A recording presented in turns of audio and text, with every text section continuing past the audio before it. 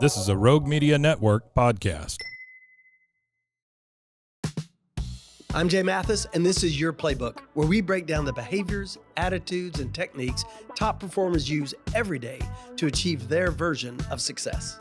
I invite you to join me for every episode as I talk with my friends who are leaders from various industries and walks of life, learning about their playbook and what habits, mindsets, and strategies shape their business and personal life.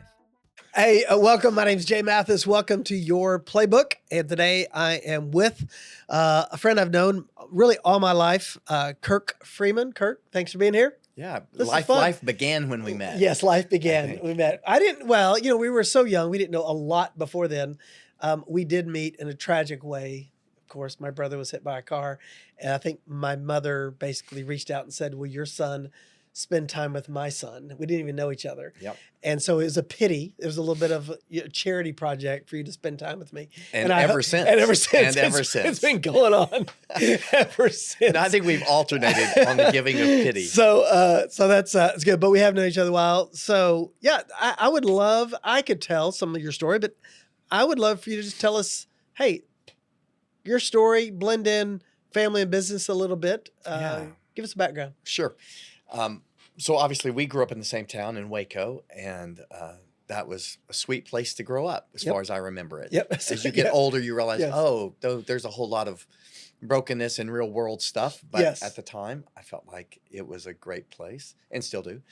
I got out of Baylor and went to Nashville to write country music, and grew a ponytail and a beard, and but discovered that I was not as good as my mother said I was. and so that was an eye-opening thing. Just to be clear, I've heard your stories. We're not going to spend any time on those stories.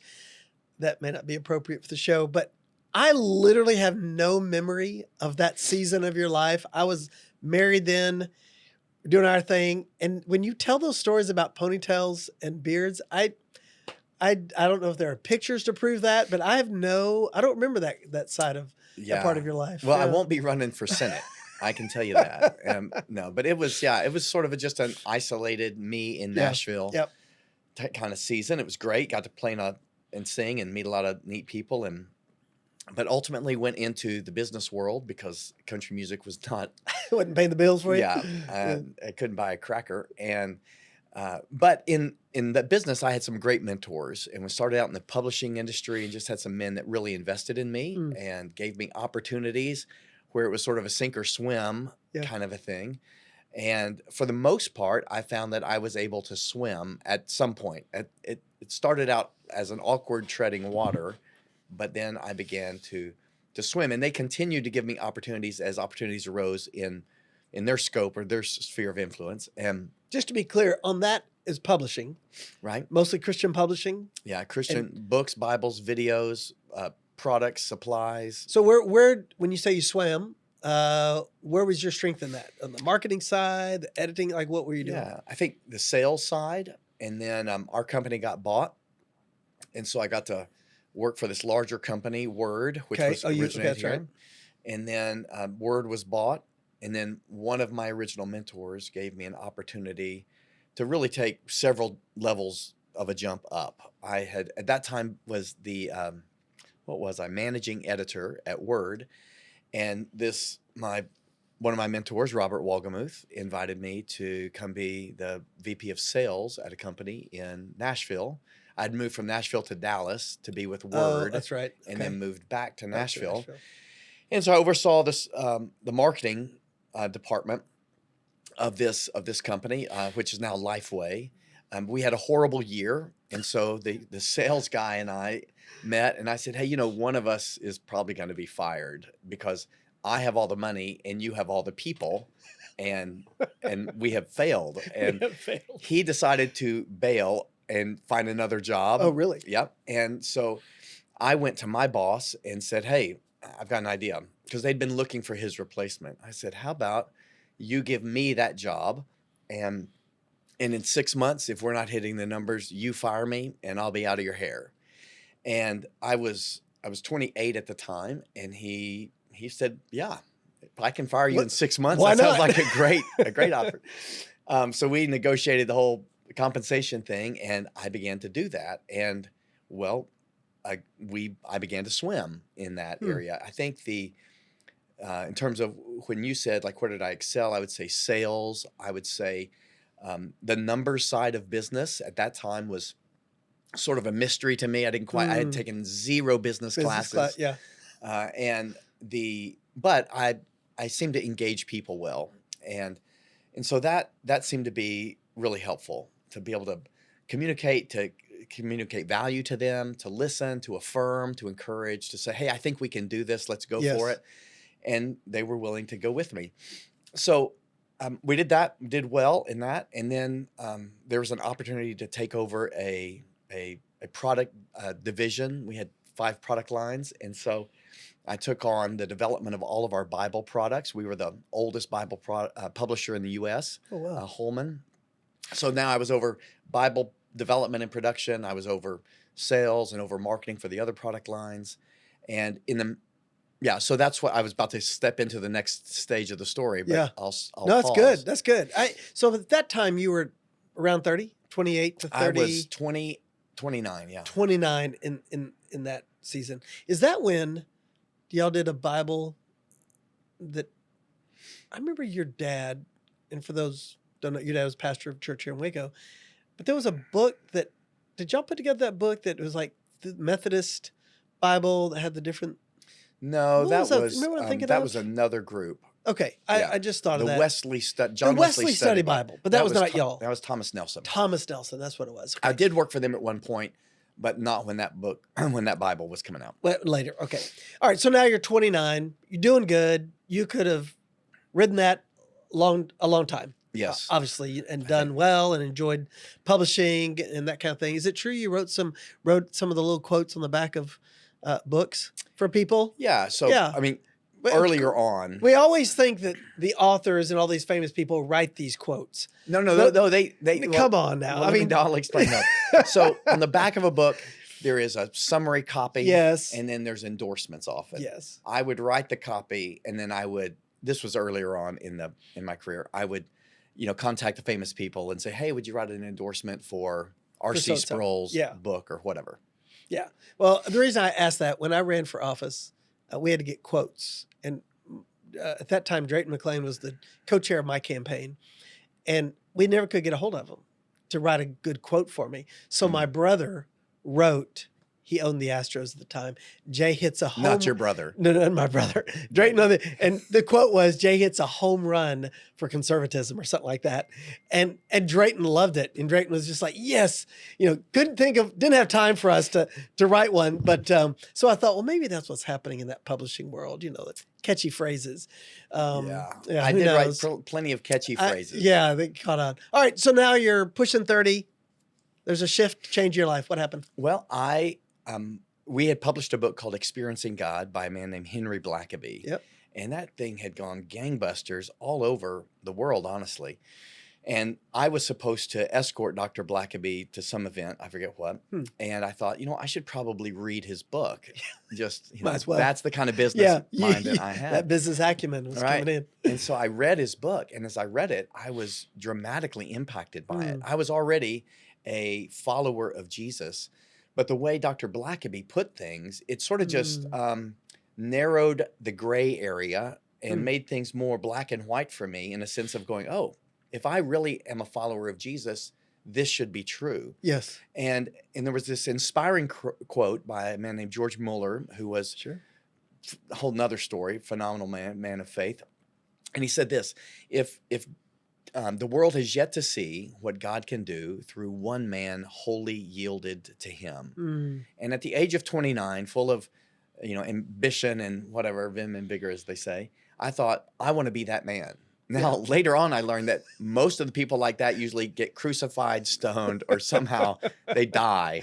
Yeah. And so, but I didn't know that. You hadn't read that part yet. Right. Yeah. God was gracious to me. He's like, I don't think you know what that means, but I think I know your heart. And so there was an 8 month time period of searching, like, God, what am I supposed to do? What piece of the jigsaw puzzle of your plan am I supposed to play?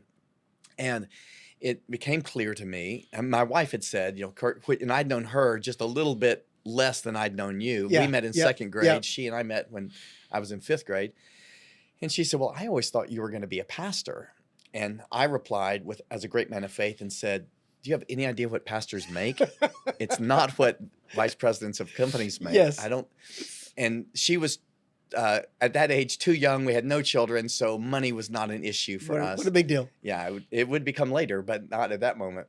But we prayed through it, and we really felt like God's direction for my life. The piece of the puzzle that I was to play was to be a pastor of a church. So I left the company I was with, Lifeway at the time, and I started a company, a consulting company, and we moved to Fort Worth. And my consulting company was really consulting back to various entities within the publishing industry. So I wrote marketing plans for VeggieTales. I brokered the sales of bookstores. Anything that was out there that had to do with, I published books for other companies, anything related to the industry. As I went to seminary and in Fort Worth at Southwestern.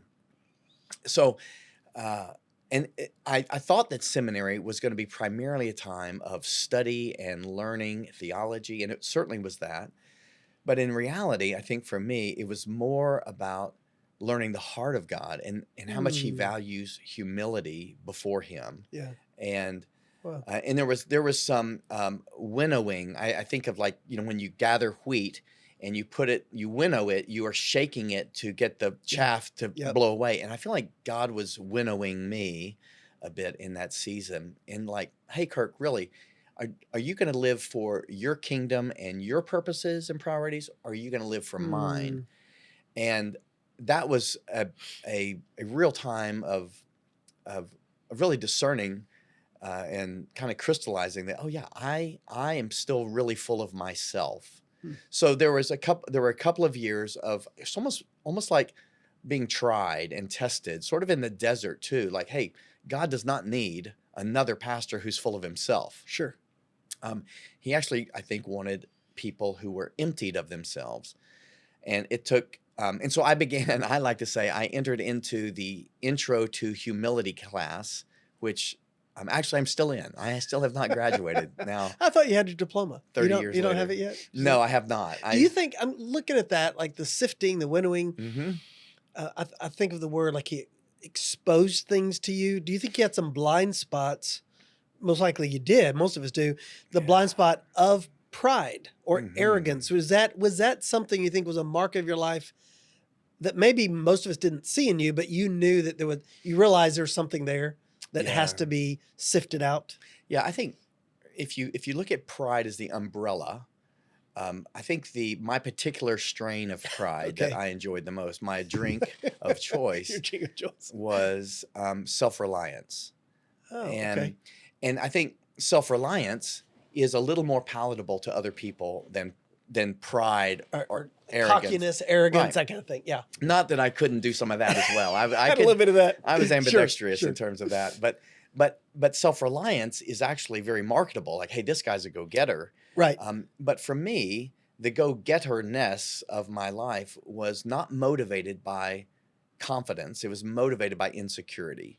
I think I wasn't like a person running can be running towards something or they can be running from something. It looks the same on the outside, but the motivation's different. And for me, I was running from a lie in my mind, which is a whole nother story, of not being good enough. And I think when you feel like you're not good enough, you can sort of respond like Eeyore and go, well, I'm not good enough. And you can just sort of give up. Or you can respond like Tigger and say, oh, really? Well, watch this. Right. And which in our culture is affirmed. Right. The Eeyore is not affirmed, but that person is affirmed. Right. Because on the outside, it looks like, well, that's what we want running our company. That's what we want influencing people. But you started seeing behind that.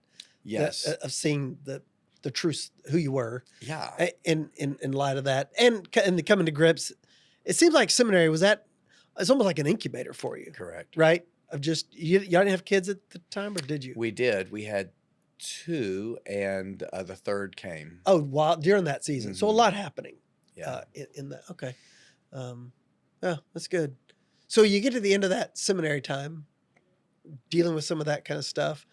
Did seminary also change how you thought about the possibility of being a pastor, how you want to do things different? Like, what all adjustments may be made? Yeah, I think I was still running this consulting business as I was finishing seminary, and though Debbie and I had made the decision to leave full-time business and go to seminary, we'd made that decision together. There was an unsettledness in her that began to become really evident. Like the idea of my becoming a pastor now was like, oh, she was kind of, and I thought, what is wrong with this woman? We made a decision, and what unconfessed sin does she need to deal with? Doth lie in her heart, oh God. And I'm interviewing Debbie next week, by the way. So then we'll edit that part out. But what I realized was, though she couldn't express it, she was sensing what I believe was this self-reliance in me. And God was actually using her as sort of a barometer. She wasn't able to say, oh, here's the problem specifically, but she was not feeling at peace. And I knew that I couldn't drag her behind me into this. And in reality, I mean, if you think, whether you're religious or not, person of faith or not, if you imagine a leader of a church, you would not want that leader to be self-reliant. You wouldn't want that person to be motivated by insecurity, believing they're not good enough. Right. I mean, that's going to have all kinds of potential implications in how people led. Well, it has implications in the everyday world of commerce. Oh, 100%. In business, it clearly, when we're trying to influence the intentions of the heart and the soul, and whether it's, pastors, priests, rabbi, I mean, all those things you just said, nobody wants that in that person. Yeah, and even when I was in the business world, I mean, imagine working for a boss, a sales guy, you're a salesman, and you're working for the VP of sales who's doesn't think he's good enough, he's insecure, but he has all this power. Yes. That's a miserable place to work. Yeah, it's a recipe for disaster. Yeah, and plenty of people encounter that in their do work for people like that. But God was being gracious to identify it, though it didn't feel gracious at the moment. But I knew that I knew that I was in a place where I had to step back. Debbie and I have made this decision that when we're faced with a big decision, and it's a risk, and there's some risk involved, that we will, if one of us feels significantly concerned about an important part of that decision, we will drop back to that position. Okay. Like we won't drag one another. And if there was any dragging to be done, it would be me dragging. And so I decided I'm not going to drag her. I will drop back to the more conservative position in terms of taking on risk. Yep. And because in reality, we'd made this vow to one another, and the Bible says that we had actually, in some mysterious supernatural way, become this one person flesh thing. So I would be stupid to totally disregard the person who knows me the best, the person that God's got in my life to speak wisdom into me. So we just decided to stop, that we would continue, stop pursuing, looking for a church to be a pastor of, and that I'd continue to run my business. I found a job doing, leading the music, being a worship pastor at a church. Yeah. And so we did that. But then as God continued, sort of like the sculptor metaphor, just to cut off, shave off, chip off the self-reliance that was there, and the insecurities that were there. And some of those were tied to lies I'd believed as a kid. Some of those were tied to wounds that hadn't healed. I feel like most of the things we deal with as adults are often like little arrows that were shot into our hearts when we were kiddos. Yeah. God was pulling some of those out. And then one day, like 3 or 4 years into this journey, Debbie said, I think I'm ready for you to be a pastor and take on the lead role. And so, long story short, what we wound up doing, and this sort of fits who I am entrepreneurially, we wound up starting a church in San Antonio 23 years ago, and with 22 other folks, and we just started meeting at a school. But I was a different person. I mean, much safer to follow. If you had gone back 3 years before that and tried to do the same thing, it would have produced something different, or would maybe not have worked well. I mean, I guess a number of things. I think it would have grown. I think people would have been drawn, but in terms of the health, my personal health, in terms of our the dynamic within our marriage and in our family, I think ultimately there would have been a crossroads that we would have hit, where my insecurity and the pressures of leading a growing church would have hit and would have intersected. And I don't know what would have happened, but so we didn't. It's almost, there's no point in trying to figure out what would have happened. We don't know. Yeah. It wouldn't have been pretty, probably. It might have been, or it may have just been a longer struggle before That's you got. True. That would have been a refining moment of doing it. Some people are refined in that moment of that. It's interesting. And I had mentioned these two words, behaviors and attitudes. Every human being has to deal with behaviors and attitudes in some way. As a Christian, and not just because you're a pastor, but just as a Christian, behaviors and attitudes take on a little different definition in some sense. When you think about, and I do want to mention more about that, the church, but when you think about the last 23 years of a very healthy church, and it is, and I know enough about it, you've had some of the same staff people for 15, 20 years, I think is my understanding. A good friend of ours, Brian, obviously has been with you for how long? This is his 20th. Yeah, which is really very uncommon in the church world. People move. Well, anywhere, really, right? Well, anywhere. In that, you just pay them so much money. That's why they stay. But I mean, really, in ministry, in a service role, like to keep that retention is powerful and good quality. But when you think about what is over the last 23 years, behaviors, attitudes, however you define those, what you would want to say is kind of the marks of you? Yeah, and you would give me a heads up. So my quickness to respond doesn't mean haven't thought about it. Okay. He's brilliant. He's brilliant. He can just do this. That's exactly right. If you can flip the cue card so I can read what I said. No. So I would say, first, realizing that God doesn't need me was a big thing. And in reality, or conversely, he actually desires me. And those are... So again, doesn't need you, desires you. Yeah, and it's sort of like a baby. Nobody needs a baby to survive. In fact, they're very expensive and time-consuming and all that. But we have this deep longing for and desire for.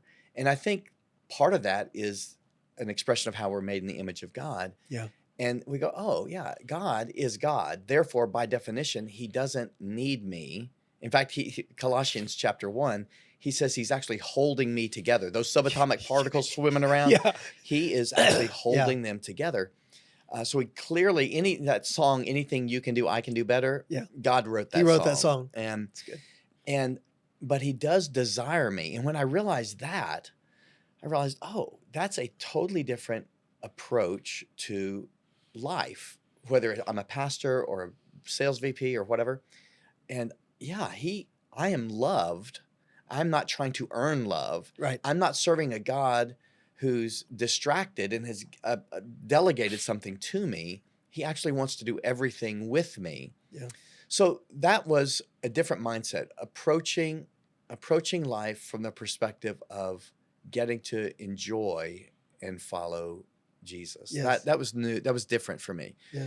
And would you say, and I think we may have both experienced this, that growing up, no fault of parents or churches necessarily, but we lived in kind of a performance-oriented, that we had to do these things. Yeah. And then there was favor on our life. We attend things, we don't do we don't do this, we do that. Therefore, now we have God's favor. So I think a lot of people live with that tension.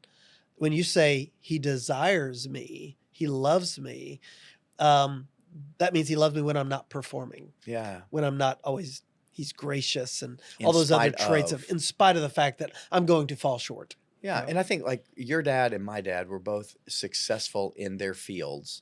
And regardless of what they said, just watching them, one would think, oh, you work hard and you're rewarded. Yes, because they got rewarded. Yeah. Right. And so even if it was nonverbal, we definitely, like you said, we grew up in that kind of a context, environment.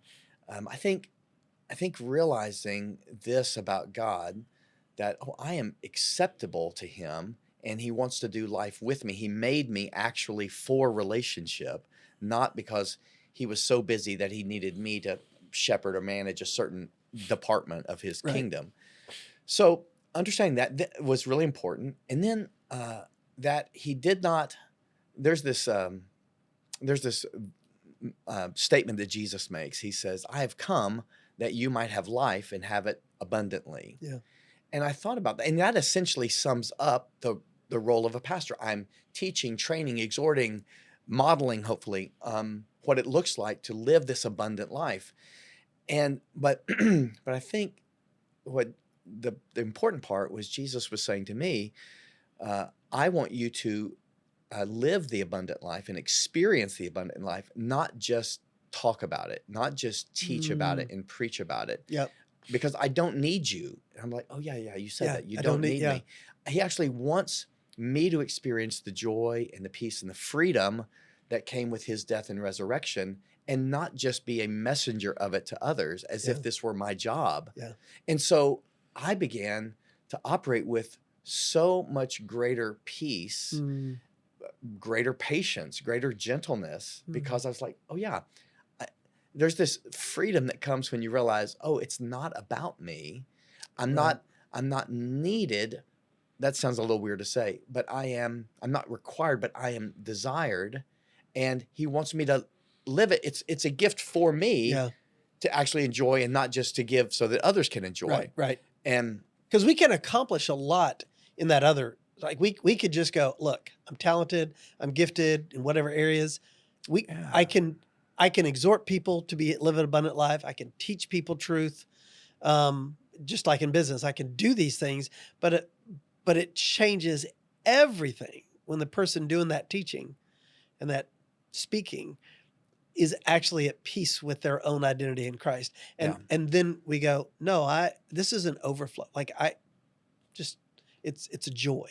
Well, and that is not a new phenomenon, because back in 63 AD, the Apostle Paul is in prison and he's writing a letter to the people that lived in the city of Philippi.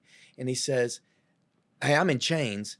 And it is true that some are preaching Christ out of envy and rivalry, while others are doing so genuinely. Yes. And I'm like, envy and rivalry, that sounds very modern. Yes, it does. We compete. Like, oh, you're planting a church right near me, or, right. We feel this competitiveness. And that is 2,000 almost years old. Yeah.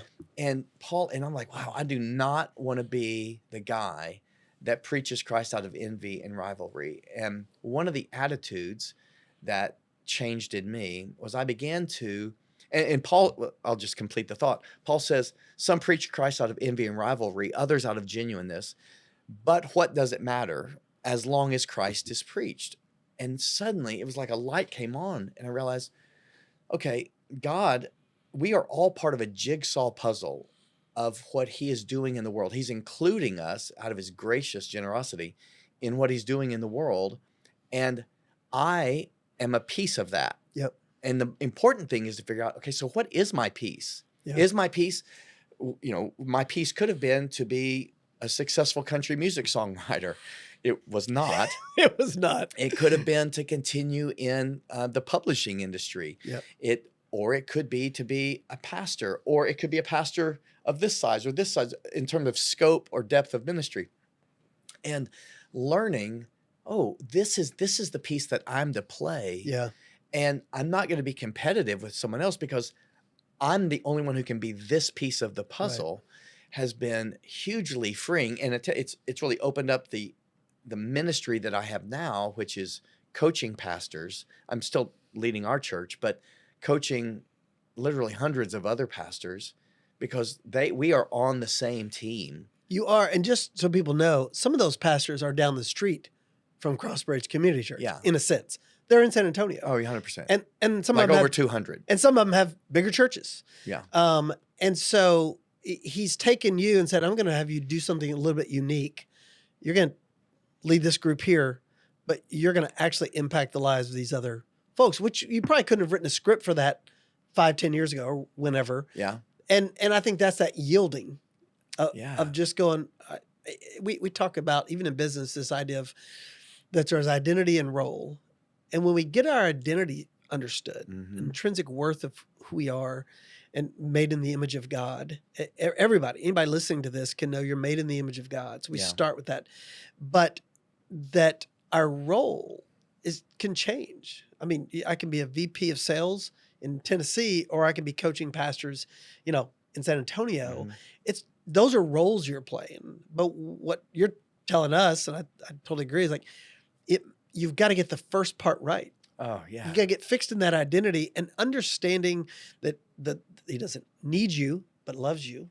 And I want to ask about this, like, have you found, as we approach that fourth quarter of life, have you found that he's refined your giftings and skills to where you go, yeah, there's a lot of these things I can do, but there's 2 or 3 things I'm really passionate about doing with my gifts and talents? What are those gifts and talents that make you unique? And we would say, in kind of out in commercial training, we would say like, what's your superpower? That's not a great, but you get my point. Like, what are those things that make up Kirk Freeman's going into his fourth quarter that you want to use? What about you in life? Yeah, I think that's it. I love the superpower. You like being a superhero? Is that what you're saying? Exactly. I'm going to keep my shirt on for this podcast, but but I do think I use that language a lot too. Like, hey, what is your superpower? I think, okay, this is going to sound weird, but I think one of the superpowers available to anybody is humility before God. And in humility, but I think some of the reason we go, you can't say you're humble, because that defies it, contradicts it. But if you think about humility not being something you manufacture, but humility being the natural response to being in the presence of someone or something greater than yourself. Right. Almost like a disposition. Is that another way to say it? Like it's not a behavior in the sense I'm being humble today. My disposition is one of humility before God in this sense. Yeah. Like if you have encountered, let's say, if you've been on to Hawaii and you've encountered a tidal wave, you treat the ocean with a respect that someone like me who's not seen that goes, yeah, I know those must have been a big wave. And you're like, no. You don't understand. Yeah. And in that case, there's a humility in you that is not something you're working up. It's like, no, bro, I have seen it and it is frightening. And I'm like, okay, wow. I think the same thing is true with God, that there are experiences with God that if we're alert to them and we say yes to them, they produce humility, because you're like, oh, wow, he is bigger, better, purer, righter than I. And that has all kinds of implications. Like it makes collaboration easier. Yes. It makes saying I'm sorry easier. Yeah. And it makes overcoming failure easier, because you realize life is not a test of your worth. And I think you're so right. Identity and role. If my identity were in being a pastor, then imagine how I might teach or preach or treat people. I mean, you wouldn't want to, what you'd like is a man who's like so confident in his position of being a child of the living, loving God, that he'll say whatever God wants him to say. He's not going to say he's not going to speak out of condemnation. He's not going to speak out of hoping to lure you in or get you to keep coming. He's not going to measure himself by your response. He is, he's a much safer leader. And so I think and the thing about this humility before God is that it is not a one-time thing. I think it has to be renewed. Yeah. You don't take it for granted in that sense. So that's why whether it's rising up early and being before the Lord, because I heard an old pastor say, he's almost 80 years old, and he said, I start every day by saying, just praying for the mercy of God. That's a disposition of humility. I was like, hey, I need your mercy today. Yes. Your new morning mercies here. And I think when you start to do that, you create a humble person creates a safe place. Right. And that's a term that we use. Maybe it's overused in some circles, but people do want to feel safe, whether it's at their office or in their home or at a church. And too many leaders have made people feel unsafe out of their harshness or their pride or whatever. And so if they have this, if their identity is built around humility before God, you're right. I like that it's a ripple effect. Yeah. Because I'm likely to be humble to my wife. I'm likely to treat you with more humility when I have that disposition. And so that sounds like that was a process for you that, but going into the fourth quarter of life, going back to that, you want to continue in that you want to have that for the next generations of your family and all you're doing. For sure. And kind of mixing the metaphors, I would say that humility before God is like fertile soil out of which all kinds of good things blossom. And, and so I would say, if we go back to the superpowers, another thing I think that I've realized, I think I do this well, is making complex things simple and making complex things reproducible. I think there are things that we all do naturally by intuition, but when you're in leadership, and I found this true in business as well, things that I do, intuition is not scalable. Right. And so if I want others to be able to do it, regardless of their gifts, background, education, whatever, then I got to find a way to do it reproducibly, or it will always be my special thing. Yeah. And you'll always be frustrated that people aren't picking up and doing it like you. Because our assumption sometimes is, well, they've been around me for years. Don't they just know how to do this? That's true. Either I'll get frustrated with them, or I'll be content in the adulation that comes with, I can do it better than anybody. Oh, yeah. And it's like your secret. It is your secret power. Yeah. So I want to hang on to it. Yeah. Yeah. So I think making things simple, reproducible, showing people more than telling people. I think experience is a much more powerful tool than explanation. Yeah. At least it should be first often. And so I think those kinds of things are sort of. I love that. It's interesting, Kirk. I said those were my superpowers right there. Yeah, those are your superpowers. And I want to know what I was gonna say. So, you know about modeling and showing people that it's not just telling, it's showing. In the training that I do, whether virtually or in person, I am conveying strategies, methodologies to people. And then I discover that if they don't see me doing that in that training, if I'm trying to do that with people and then I'm not modeling it well, it's a disconnect. It's not a conscious disconnect. It's more of like, I went to that training, but we didn't get much out of it. And I think it's because they're seeing one thing or from their boss, the boss who comes in and says, hey, tells them something they should be doing. But if they don't see their boss doing it, it is almost like unconscious disconnect where they can't explain why it didn't work for them. But it's almost like, well, I never, if you really pushed them, they'd go, well, I just don't see it happening. And I think to your point about what you've discovered in the book you wrote, Threads, we can mention in a minute, but it is built on taking the complex, which people make too complex, make it simple and reproducible. But in the way you disciple these pastors, those 200 or so, or however many there are out there, many of them you have met with and you just show them. And you teach them. And the show and tell approach, I think, has been lost a lot. And I think so anyway, that I would agree with that. Your humility, taking the complex, making it simple, just knowing you, I think that's probably true. Although when we were in the mountains and you were driving and you were in the lead Jeep, there was no showing. There was just, guys, go where I'm going. That's you did kind of lean into that. I just want you to know that. Well, you gotta know your followers. we were dumb sheep, and so I was in the Jeep behind you. I wasn't driving, and someone said, like, does he know where he's going? I haven't told you this, and I told the guys, this is an affirmation of you. We're up, 5,000 feet. I don't know where we were. And I said, I don't know if he knows where he's going, but I know Kirk, and he's going to get us to where we need to go. So he'll figure it out. He may make some wrong turns, but I guarantee you, he's going to figure out. Well, so that's a real affirmation of you. I knew you'd figure it out. Well, just so you know where my confidence lies, I was like, hey, Jay's been up here decades. He knows if I'm going wrong, he'll tell me. He'll tell you. Know? No, so, I was just like, just keep following him and that. No, I love that. And so let's talk about the book for a second. I remember, this is weird. I remember this. We had been to see a movie with some other guys. Maybe we were going home in your car, my car. We were already adults. So you were in town visiting or something. And I said something to you about a book, writing a book. I want to write a book. Yeah. And then I said, Kirk, you ought to write a book.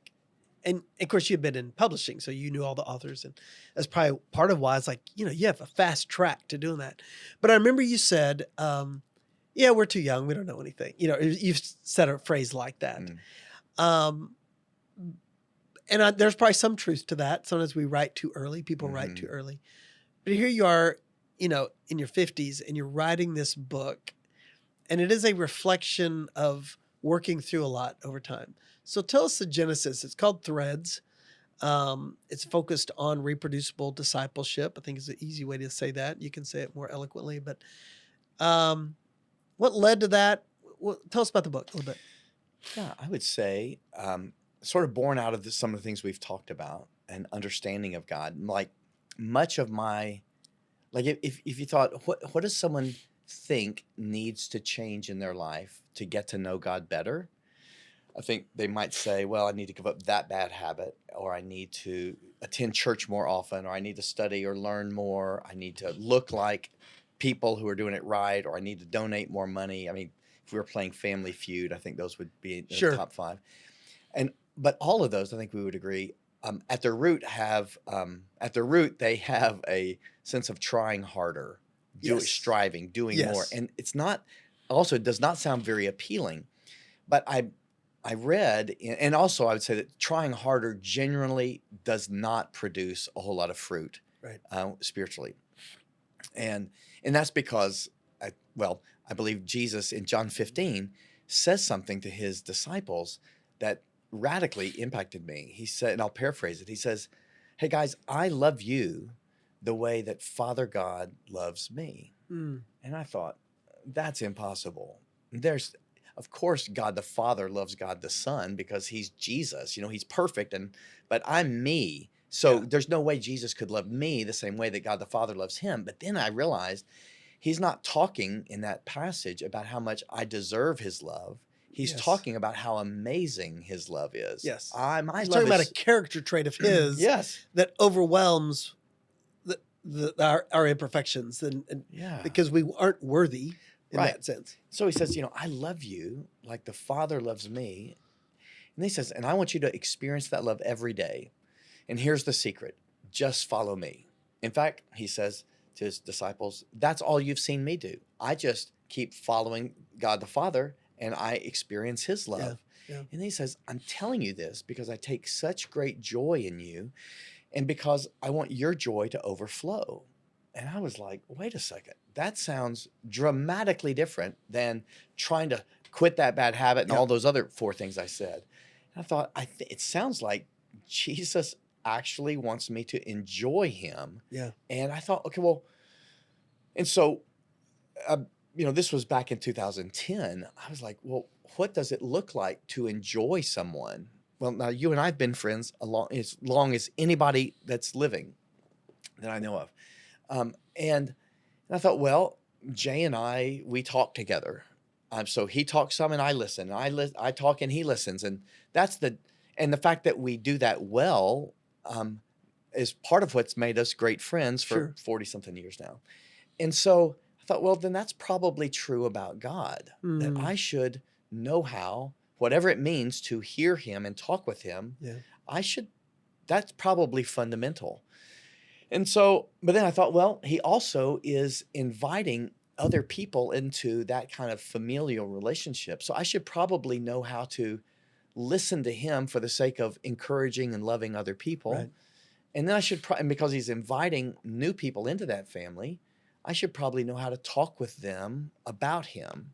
And so I sort of realized if I could, starting with scripture, if I could learn how to listen for his spiritual voice confirmed by the written word, if I could learn how to talk with him, which is another way of talking about prayer, in a way that's more interactive and engaging, if I could learn how to listen to him for loving others and talk with others about him, then I've sort of got this vertical relationship and this horizontal thing going. And so I just started living life that way. And you said something about showing and telling. I think no one wants to follow a general into battle that does not smell like the smoke of the battlefield. Yeah. And so I think that's a critical aspect of leadership. So I just began doing life that way. Yep. And finding some guys, and I'm going to help you learn a simple way to study the Bible. And then I'm going to show you, not just tell you, how you can listen to the Lord and test and approve his voice, how you can talk with him, and the other two. And as we began to do that, we began to see so much fruit. And we sort of developed, or I developed these simple starting points for how you could actually begin to encounter God. That they're just starting points. They're not where you stay for the rest of your life, but they're a place to begin to experience the wonderfully personal, subjective, rich, vibrant relationship. Would you put those in a category of behaviors in a simple term like that? Yeah, relational starting points, behaviors you begin to engage in. I want to use that word carefully because I don't want to interpret it as, now Kirk's got 3 things he's telling us to do, right? That's not, the whole point is not to go down that road. These are ways you get close to Jesus, is right in that sense. Yeah, like if I were going to say, hey, like I remember the first time Debbie and I went on a date when she was 14, I was 15, or 16 and 15. And I was scared to death. I'd talked to her at church and all this, but this was my first real date with her. And my mom said, let me help you understand, give you some tips on how to have a conversation. Oh. And she said, ask her about her day. Yeah. And when she says something about her day, respond with, tell me more about that. And then as she tells you more about that, think of something that you might say that relates to that. And I was like, I think I'm getting this. She was showing me how to enter into a conversation. Now, at first, I can't remember, but I'm sure I was probably checking my notes. Now, 32 years into marriage, I'm not checking my notes. What Mom gave me was she showed me a starting point for how to have a genuine conversation. And your mother did that. She almost didn't need to artificially, she lived her life that way with you. Yeah. Hey, how was the game? Tell me more about that. So she was showing you, and then she told you.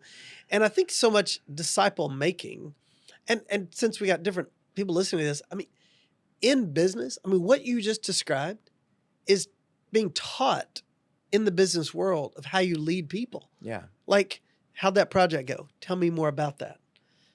How can we help? And so we're just moving through life. And when you talk about the soldier, commander going into battle, smelling the smoke of battle, I think of that image of people talk about the dust of the rabbi. The disciples had the dust of the rabbi, meaning they're walking on the dirt with him, and it's kicking up. They were behind him, following him, and then they got his dust that he kicked up on it. And I think we miss that simplicity. And I don't want anybody to hear you take the complex and make it simple and change out the word shallow. It's complex, make it simple, but the amount of depth and breadth that can go is limitless. Yeah. Right?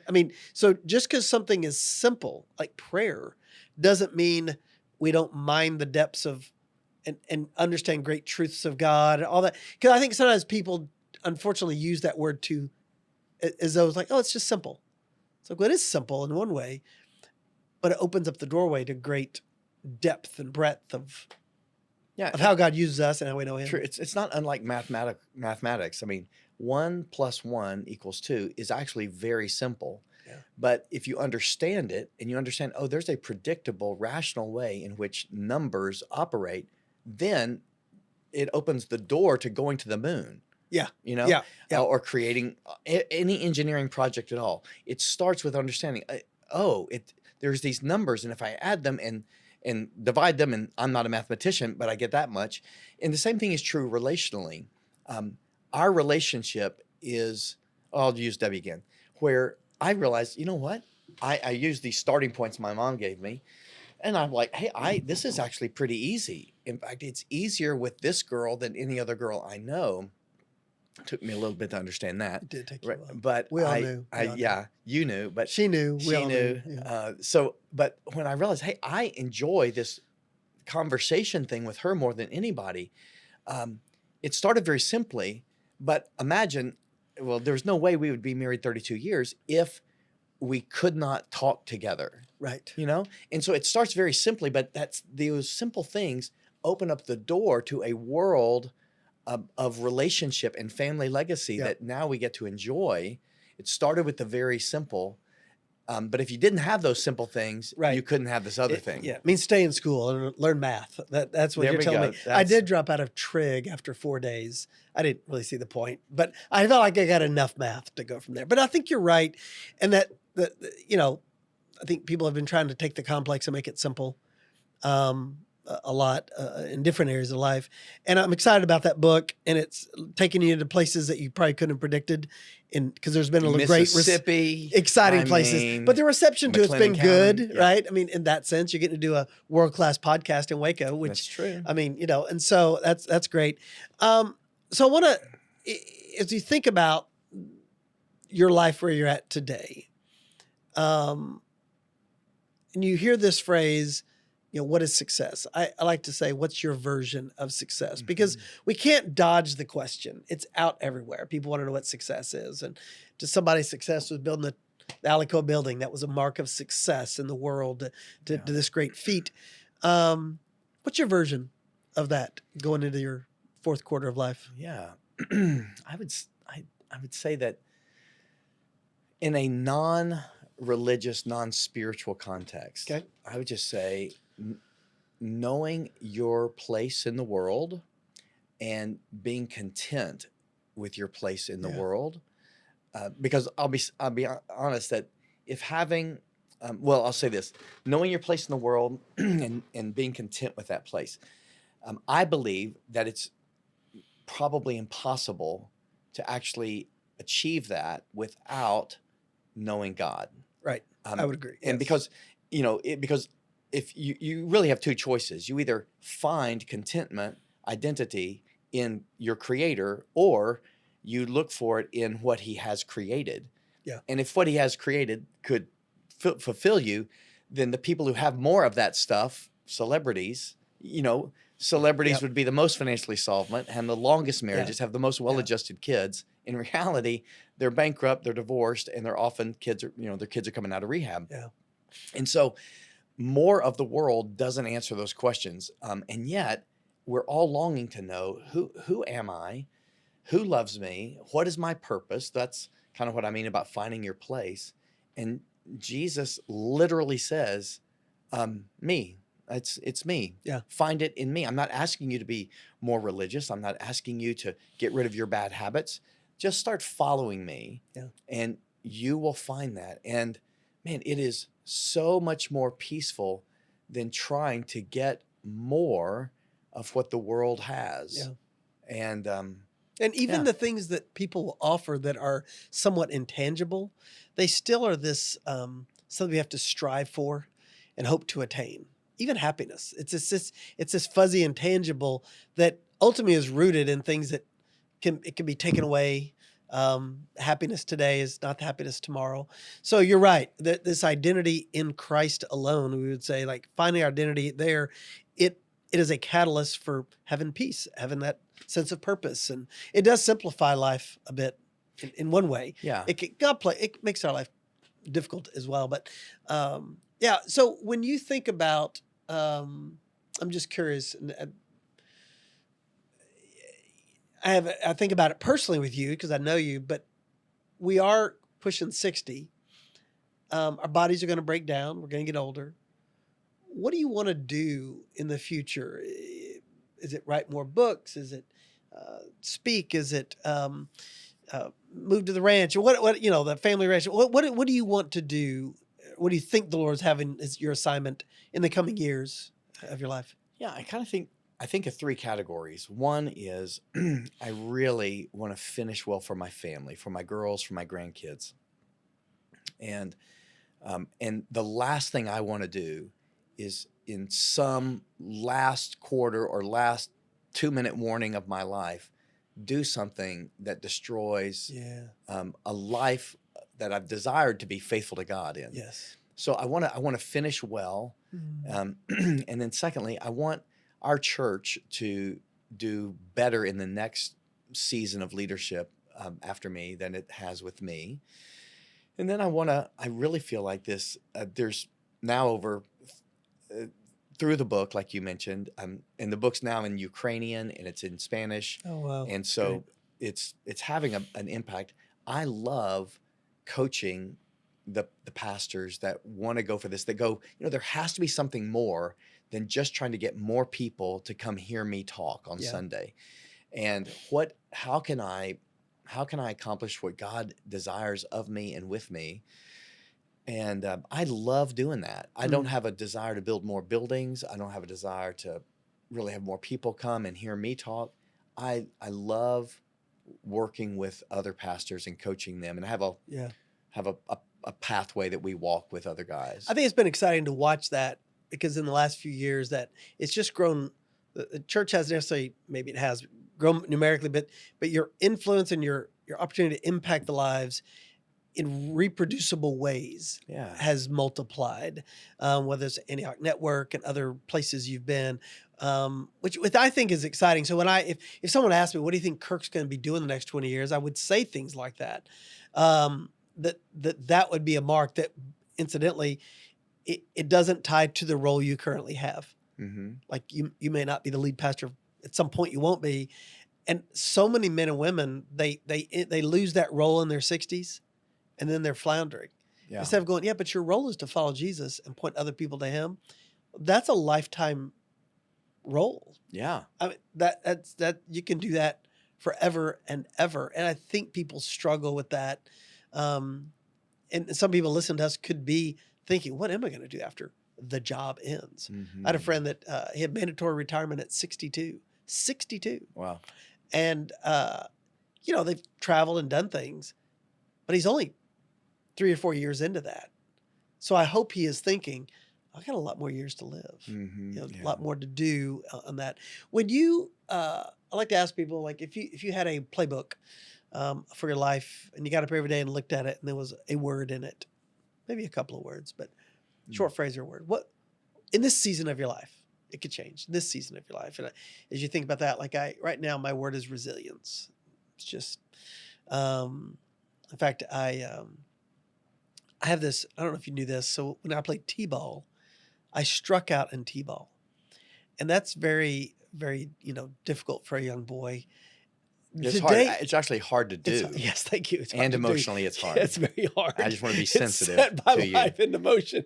And so today they don't let you do that. But an umpire at Lake Erie Little League fields, wherever you are, they struck me out. I hit the tee twice and the ball went over. And I thought, I should write a book called I Struck Out in T-Ball. However, but resilience keeps you doing things. Mm-hmm. And whether it's running for office, winning an election, losing an election, the different things I've done, and you can all it back, because for me, it's resilience. Mm-hmm. And I want to be resilient in the next 20 years. I want to look up every day and go, for my grandchildren, for my children, what you just said, a friend of ours said that in front of us, I will do whatever I have to do to not be unfaithful. I want to be faithful in all my pursuits. So what is that for you? Yeah, I think the word is yes, with an exclamation point, maybe. Yes, exclamation point. Yeah. Okay. I think I would like to be a man who always says yes to Jesus. Okay. I think I'd like to say it like this. If it were going to be on my tombstone, the way I wish it were going to be, it would say, he always said yes to Jesus. But that's not true. And so what I think it would say, the best I can attain to is, he wanted to be a man who always said yes to Jesus. And I think that Jesus looks at that and goes, I can work with that. The flesh is weak, but I know you wish you were a man who always said yes. It's so great. I love that. Just yes, because, and you filled in the other words, but yes, you know what that means for you. Yeah. Right. It's like Lydia will tell me, she'll often pray. She'll say, Lord, give me the desire to desire you. Yeah. Right. It's exactly like, give me the yes to say yes. It's not in me right now. Mm-hmm. I want to say no. I don't want, whether it's going someplace or talking to somebody. One person told me, they said his mother told him years ago that you need to write down the names of 3 people you don't like and have lunch with them. Is what? She goes, well, you need to get over that. And so it was like, is that what we're doing right now? That's exactly what we're doing. You drove all the way from San Antonio to do something. Debbie said, I know you don't want to, just do it. Just say it. Yeah. But even this, you came a little early, and maybe it was the Lord's, just say yes to that. Like, just say yes, figure out a way and see what fruit this bears in this. And we have all different people on the show already have that are, don't talk about their faith, some that do. But my desire is when you think about a person's playbook, everybody's looks a little different. But I do think what is in there is our identity, our mindsets, our behaviors, our disciplines, our relationships. And as I'm with you, as I move in the next quarter of life, I want to finish well. As I told you one time, the phrase my friend said, be faithful, fruitful, and finish well. And, having my dad die last year, I got to see him care for a woman with Alzheimer's, my mom, and I go, oh, he was faithful. Mm-hmm. Like he was fruitful in that. And then he finished well. Mm-hmm. And so it leaves a legacy to my generation and generations to come. So thank you for being here. It's a joy to talk to people you've known forever and then still hear them say things in ways I'm not surprised by, but new words, new phrases. And so thank you for doing that for me and for anybody that's listening, all 3 people, both our mothers, your mother's still alive, my mother's gone. They would listen. We'll see if anybody else does in that. My wife doesn't even have time for this. She has no time for our podcast. So Jay and Kirk, no. So I appreciate you. I love you, man. Thanks so much. Great to be here. Thanks. It's fun. Your Playbook is powered by Sandler, a global provider of sales and leadership methodology backed by data-driven solutions designed for measurable, continued success. Check out Sandler.com. And a big shout out to Rogue Media Network.